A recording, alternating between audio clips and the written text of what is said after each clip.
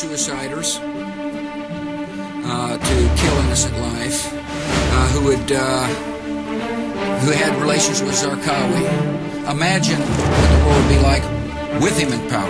The idea is to try to help change the Middle East. Now look, part of the reason we went into Iraq was the main reason we went into Iraq at the time was we thought he had weapons of mass destruction. It turns out he didn't, but he had the capacity to make weapons of mass destruction. But I also talked about the human suffering in Iraq. And I also talked about the need to advance a freedom agenda.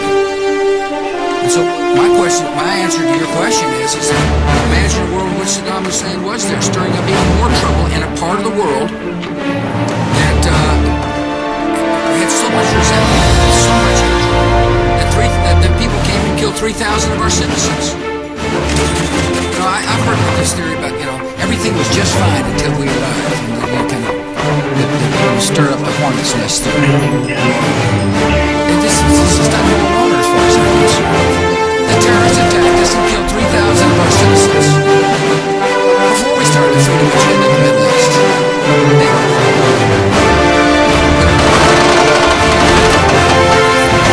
nothing except nobody's ever suggested this Iraq was the lesson of September 11th is take threats before they fully materialize. Nobody's ever suggested that the attacks of September 11th were ordered by Iraq. I have suggested, however, that resentment and the lack of hope create the breeding grounds for terrorists who are willing to use suicide